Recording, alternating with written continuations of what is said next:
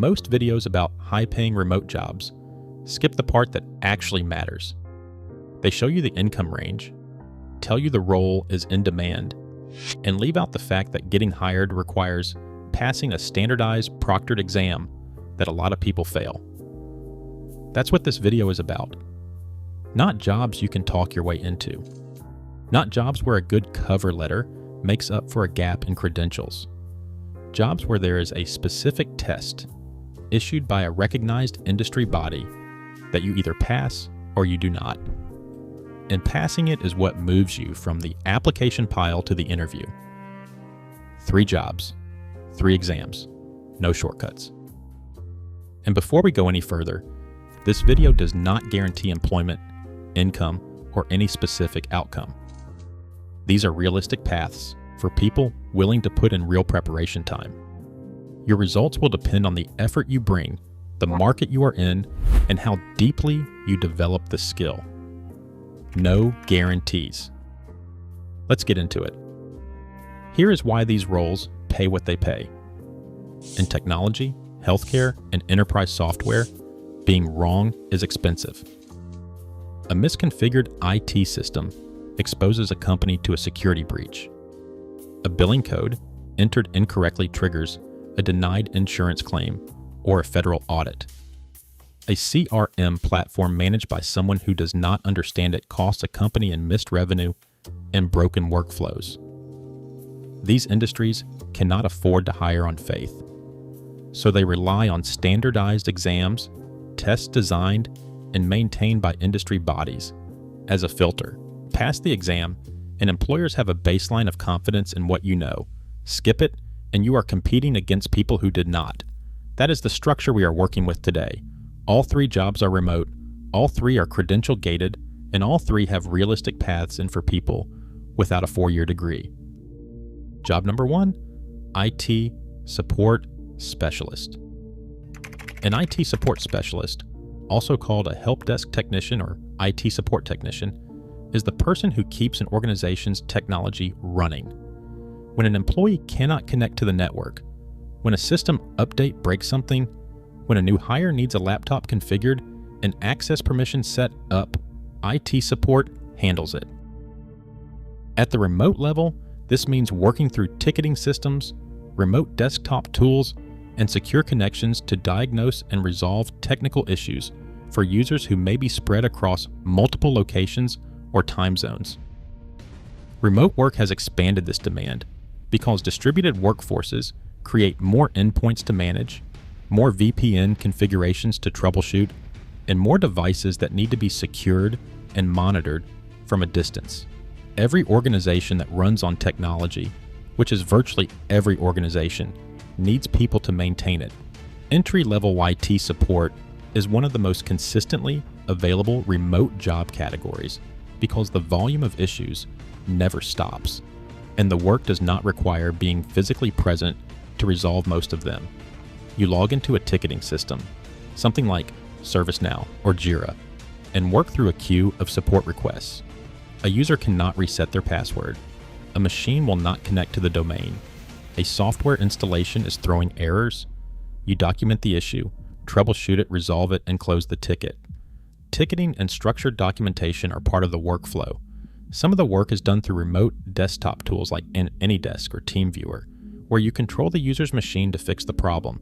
Some of it is done over the phone or chat. The common thread is structured problem solving under a documented process. As you build experience, the complexity increases. You move from password resets to Active Directory management, cloud account administration, and eventually systems or network level work. But the entry point is manageable for someone who understands the fundamentals. IT support specialists typically start in the range of $40,000 to $55,000 per year at the entry level. With 2 to 3 years of experience and additional certifications, that range commonly moves to $60,000 to $80,000 or more. The ceiling in this field is set by where you go after help desk. Systems administrators, network administrators, and cybersecurity analysts all tend to start in IT support and branch into specializations. Those roles can reach $100,000 and above, but that is a separate credential path, and it takes time. Entry level is the honest starting point. This is not overnight money. The upside is a career ladder that compounds if you keep building on it. The industry standard for IT support entry is the CompTIA A+. It is not the only path in, but it is the most widely recognized by employers, and it signals to hiring managers that you have covered the core competencies they care about. The CompTIA A+ is 2 exams, Core 1 and Core 2. Core 1 covers mobile devices, networking basics, hardware, virtualization, and cloud computing. Core 2 covers operating systems, security, software troubleshooting, and operational procedures. Each exam is 90 minutes long, with up to 90 questions in a mix of multiple choice and performance-based formats. Performance-based questions simulate real scenarios and ask you to solve a problem in a virtual environment. The passing score for Core 1 is 675 out of 900. Core 2 is 700 out of 900. Each exam costs $246, so budget roughly $500 total for both. Study time varies, but most people spend 2 to 4 months preparing, depending on how much prior exposure they have to IT concepts. If you want a structured course that prepares you for the CompTIA A+ and teaches the hands-on skills employers are actually looking for, Course Careers has an IT course built for exactly this path. It's self-paced, no degree required, no prior experience required. The course covers the technical fundamentals, Windows, Active Directory, Azure Cloud Basics, networking, ticketing systems, through hands-on labs, not just video lectures. And it includes a career launchpad section that walks you through how to actually get hired after you've built the skills. The link is in the description. If IT support is the direction you want to go, that's a legitimate starting point worth looking at. One thing worth knowing about this field that doesn't get said enough. A lot of entry-level IT positions will hire someone who has the CompTIA A+ or equivalent hands-on experience. Not both, either one. That means some Course Career students land their first IT job before they've even finished the certification, because the practical skills they've built in the labs are enough to get through the interview. The certification matters because it gets you past automated resume filters at larger companies. But the hands-on work is what gets you through the actual interview. Both things are worth having. Neither one is useless without the other. Here are the first steps. First, go to CompTIA.org and read the official exam objectives for both A+ exams. That document tells you exactly what topics are covered and how heavily each is weighted. It's free, and it should be your roadmap before you spend money on any course. Second, if you want a structured path from beginner to exam ready, check out the Course Careers IT course. The link is in the description. It's designed to get you job ready without a degree. Third, set up a free lab environment. VirtualBox is free software that lets you install Windows and Linux on your own machine and practice the troubleshooting skills, the exam tests. Hands-on time matters significantly on performance-based questions. Fourth, when you're ready to schedule register at CompTIA.org, you can take the exams at a testing center or online with remote proctoring. Job number 2, certified coder. Medical coding is the process of translating a physician's clinical documentation, the diagnoses they recorded, the procedures they performed, and the services they provided into standardized alphanumeric codes used for insurance billing and health records. Every patient encounter at a hospital, clinic, or physician practice generates documentation that has to be coded before a claim can be submitted to insurance. A coder reads the physician's notes and assigns the correct codes from 3 major code sets: ICD, 10CM for diagnoses, CPT for procedures, and HCPCS Level 2 for additional services and equipment. Those codes go to the payer. If they are wrong, the claim is denied, delayed, or flagged for audit. Healthcare is one of the few industries that is recession-resistant and growing in volume year over year. As the population ages and healthcare encounters become more complex, the documentation that needs to be coded increases with it. Many health systems outsource their coding to remote professionals and billing companies rather than maintaining large in-house teams. That structure has made remote work standard in this field and created consistent nationwide demand for certified coders who can work from anywhere. The role cannot be fully automated yet. AI tools are increasingly used to suggest codes, but the final review still requires a human who understands anatomy, reads physician notes accurately, and recognizes when a code combination does not make clinical sense. The certified coder is becoming the auditor of the machine's output, which is a different kind of job but not a disappearing one. You access a secure remote system, pull up a patient chart, read the physician's documentation, and assign the appropriate codes. You work through a caseload of charts each day, with the volume and complexity depending on the specialty and employer. Some coders focus on outpatient physician billing, which tends to involve shorter encounters and more straightforward documentation. Others specialize in inpatient hospital coding, which involves longer stays, higher complexity, and more detailed physician narratives. The inpatient specialization takes longer to reach, but pays more. This is detailed, concentrated work. You are reading clinical language, cross-referencing code books, and making judgment calls on documentation that is often ambiguous. It requires genuine medical knowledge. It is not data entry. Entry-level certified coders typically earn between $40,000 and $55,000 per year. With experience, that range moves to $60,000 to $75,000 depending on specialty and employer. Coders who specialize in inpatient hospital coding generally earn more, in the range of $60,000 to $85,000 or above. Risk adjustment coders who analyze patient charts for Medicare Advantage insurance plans represent the high end of the field and can reach into six figures with experience. The spread in that range is driven by specialty, speed, error rate, and whether you work for a hospital directly, a billing company, or as an independent contractor. There are no guarantees on any of those figures. They reflect market data, not promises.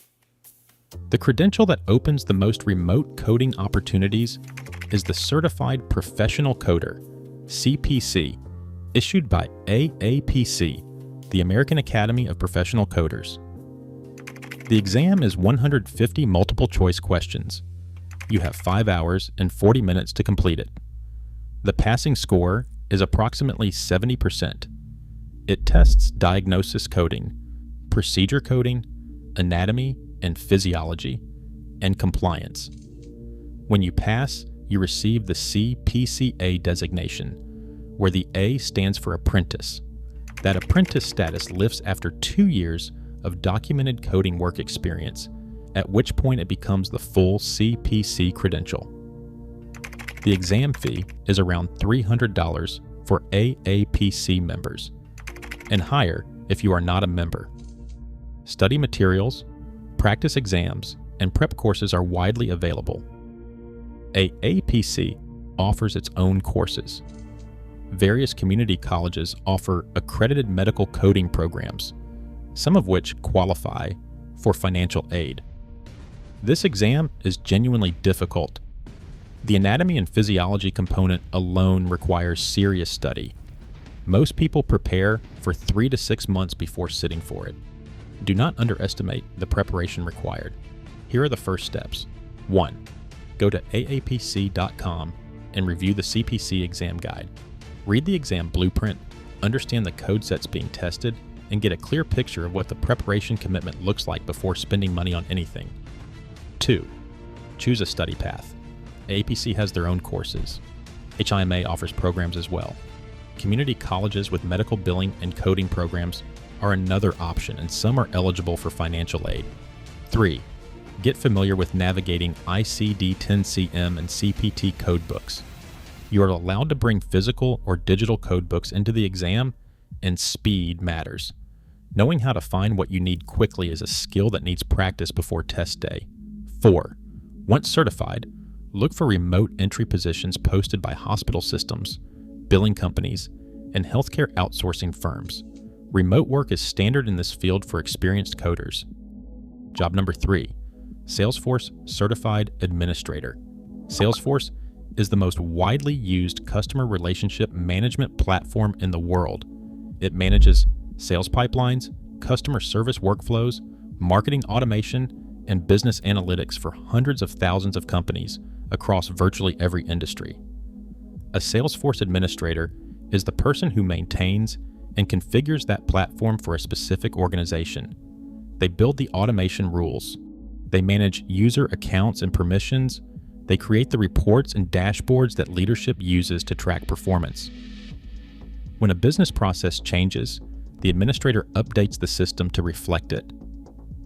This is not a coding role. The work is done through a point-and-click configuration interface. That makes it one of the more accessible technology credentials available to people coming from non-technical backgrounds: sales, marketing, customer service, and operations. When a company builds its entire sales and service operation inside Salesforce, it becomes dependent on the platform in a structural way. The cost and complexity of switching to something else is high enough that most companies stay and instead need ongoing administration support. That creates a durable demand for administrators at the operational level, not just for initial setup, but for every process change, every new product, every department that gets onboarded to the platform. The role exists at companies of every size. And because Salesforce is entirely cloud-based, the administrator can work fully remote with no reduction in effectiveness. On a given day, you might be updating an automation rule that routes incoming leads to the right sales representative, troubleshooting why a report is not pulling accurate data, adjusting security settings after a team change, building a dashboard for a department head who needs visibility into their numbers, or onboarding a new group of users onto the platform. The work is collaborative and operational. You are regularly talking to different teams, understanding what they need the system to do, and translating that into configuration changes. The technical and the communicative sides of this role are equally important. Most administrators work as full-time employees inside a single organization. Freelance and contract work also exists for those who prefer it, particularly as they build experience and add certifications. Entry-level Salesforce administrators with the core certification typically start between $55,000 and $75,000 per year. With 2 to 3 years of experience, that range commonly moves to $80,000 to $100,000 or above. In major markets, New York, San Francisco, Chicago, and Dallas, the average for experienced administrators often exceeds those figures. Administrators who hold multiple certifications or specialize in more complex Salesforce products like Service Cloud or Marketing Cloud tend to reach higher ceilings over time. There's also a progression path. The administrator credential is the floor. Consultants, solution architects, and CPQ specialists require additional exams and experience, but those roles represent compensation well above the entry level. That path takes years. The administrator certification is where it starts. The credential is the Salesforce Certified Administrator exam. It consists of 60 multiple choice questions completed in 105 minutes. The passing score is 65%. The registration fee is $200. Retakes cost $100 each. Salesforce provides a free training platform called Trailhead.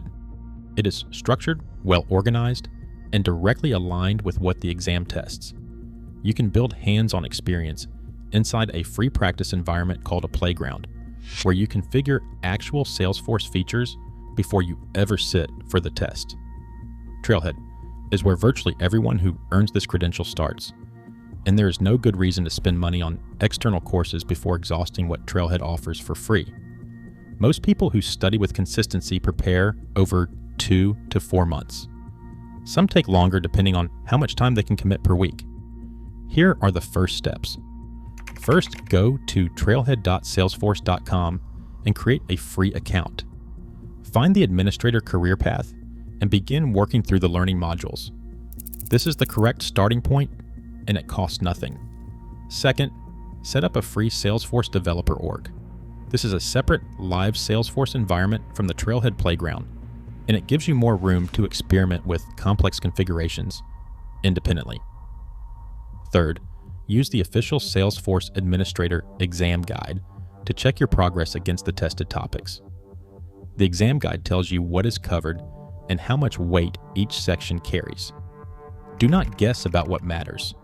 Fourth, when you are ready, schedule the exam through WebAssessor. Budget $200 to $300 total for the exam and any supplemental prep materials. None of these are fast paths. That's not a caveat. It's the point. Support. Through CompTIA, A+ is the most accessible of the three, and the most immediate in terms of time to first job. The exam is achievable for someone with no prior background if they prepare seriously over 2 to 4 months. Course Careers can help with that preparation, and the link is in the description. But passing the exam is the beginning, not the payoff. The payoff is what you build on top of it. Medical coding through the CPC is a longer commitment.